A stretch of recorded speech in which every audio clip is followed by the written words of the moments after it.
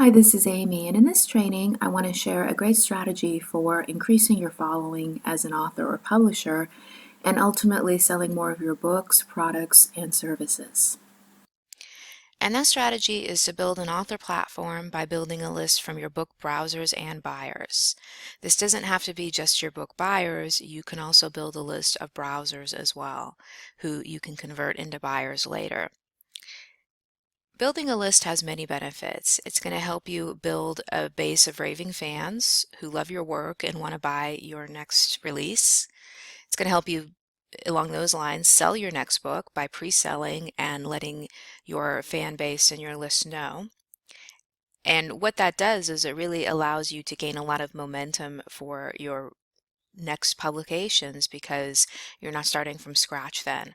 So let's say, for example, you release a book, you've let your list know hopefully ahead of time, and then they go and check out the book on the release date. Well, if your book is listed on Amazon, that's going to allow your book to get more sales right out of the gate, which is going to help increase your standing on Amazon. It's going to be getting your book more visibility. It also allows you to build a platform to sell other products and services. That's primarily for nonfiction authors, but it allows you to then communicate with those people and sell them other products and services. One of the reasons I think that a lot of authors and publishers don't have a list, and many don't, is because they're not really sure what they should put in their list or what they should be doing to set up a list. And that's what I'm going to be covering in today's training here. If you're nonfiction, some of the things that you can include in your list include things like additional tips and strategies. For example, if you are doing a book on survival strategies, you can always have additional tips and strategies inside follow-up emails. You can talk about maybe surviving in different types of environments, things like that. You can have related news. Using Google Alerts is great for this. You can type in some of your keywords and get alerts, and then you can share that in your email. Additional products and services.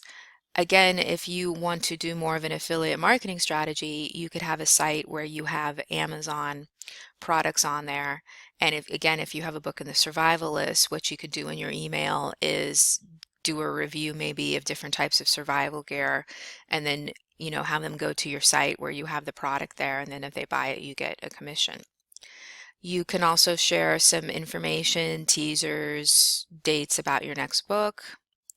And along with that, of course, you can also do things like signings, virtual events, just letting people know what you're up to. You're on your list. You can share a free chapter. This is an example for tomrath.org. Tom Rath, I believe, wrote Strength Finder 2.0, which was a really popular business-oriented nonfiction book. And he has another book out called Are You Fully Charged? And if you go to his website, he has this where if you go there and you sign up to be on his list, his newsletter, as he's calling it, you get a free chapter of his book. So in terms of getting people to want to sign up, you can offer them like a free chapter or something like that. If you're fiction, has some overlap with nonfiction, but it's also, I've found that many fiction authors tend to be a little bit more warm and fuzzy. You can share things on like what your current book is that you're working on, new releases that you have coming out, any type of different news, where you're going to be, if you're going to be speaking somewhere, if you're traveling maybe, or for research for a book, you can share that. A lot of fiction writers like to share things like inspiration or personal updates on where they're at. For example, Eloisa James is, and she likes to share, she travels and she likes to share where she's traveling to and photos and things like that. You can also, if to get people to initially sign up for your newsletter, you can share a free chapter, a short story, an alternate ending. Those are some examples of how to provide content for people to sign up to your list, A, and B, to stay on your list to get updates and things. In this part, I just want to talk a little bit more about setting it up. You do need an autoresponder service, and a lot of people starting out, especially if you're not going to be doing a lot of marketing type emails, use MailChimp, and that can be a good fit if you're just going to be sending out things like updates about your next book and things like that.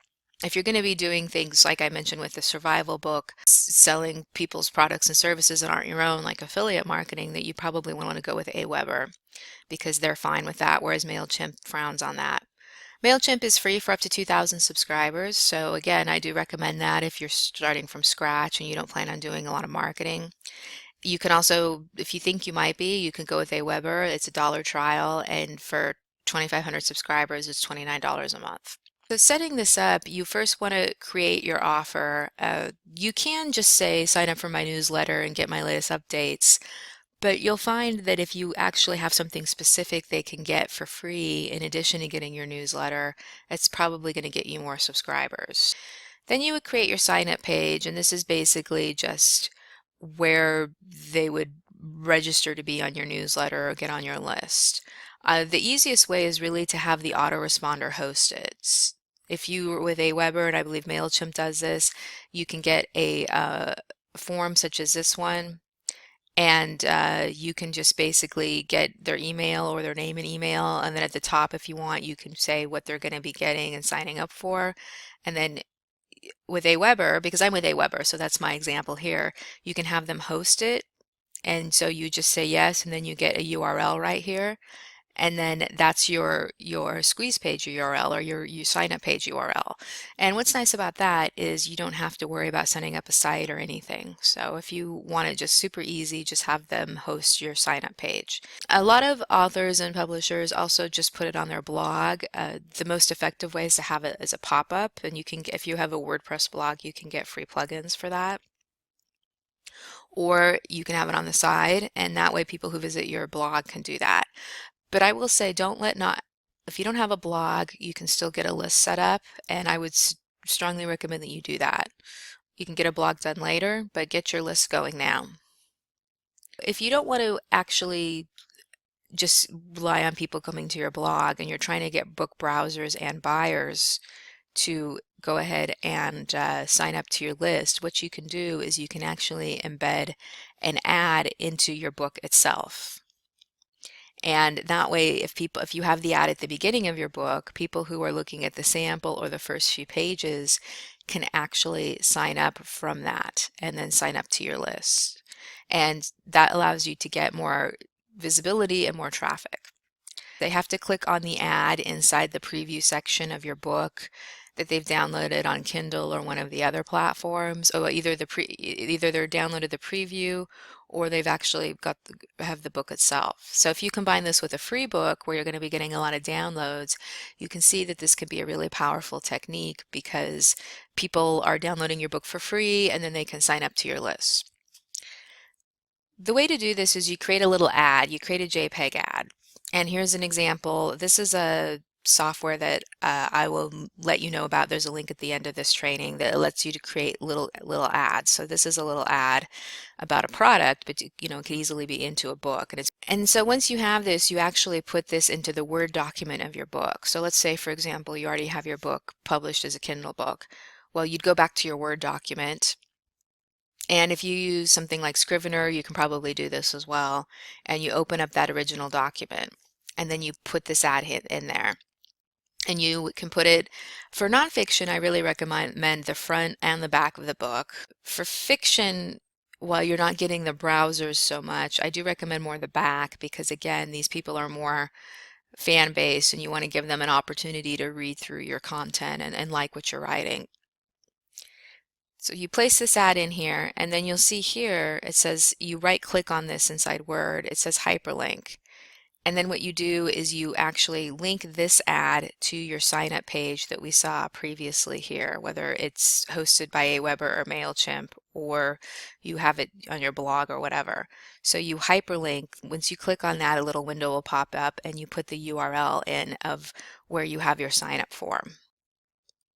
Once that's ready, you just save your document and then you just go ahead and, re-upload it to Kindle or wherever.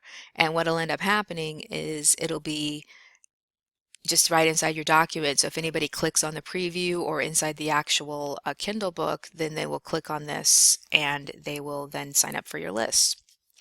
And this works. I do this all the time with nonfiction. I have people that sign up to lists. I have related books, and then they click on this and they sign up to the list. You would then have to send out your emails. And It's really a combination of follow-ups and broadcasts. So follow-ups are what they would get automatically once they signed up. The one that you would probably have be the follow-up would be a welcome email. So as soon as they sign up, they get a welcome email. Thanks for signing up to my list. This is what you can expect. After they've received the welcome email, then you can decide if you want to go ahead and put more emails in ahead of time, or then you set them up as follow-ups and they get them automatically, or if you want to do broadcasts where you just go and do the email and then send it right away. Broadcasts are really best if you're doing something that's news related, if it's something where you're giving them time-sensitive information. Follow-ups can be good if you're sharing tips and strategies or additional products and services. And then, of course, you're going to want to decide on the frequency. I would really suggest no less than twice a month. In fact, I think 1 to 2 times a week is probably the best. But it just really depends on you, on your audience, and on how often you want to communicate. But you don't want it just to be where you wait too long because then you lose communication with your list and then they're not really building that relationship with you. I hope you've enjoyed this training. I really think it's beneficial for authors and publishers to get a list set up, and with this training, hopefully it'll be easier for you. If you want more tips, you can check out my blog at amyharrop.com or subscribe to my blog feed or my YouTube channel.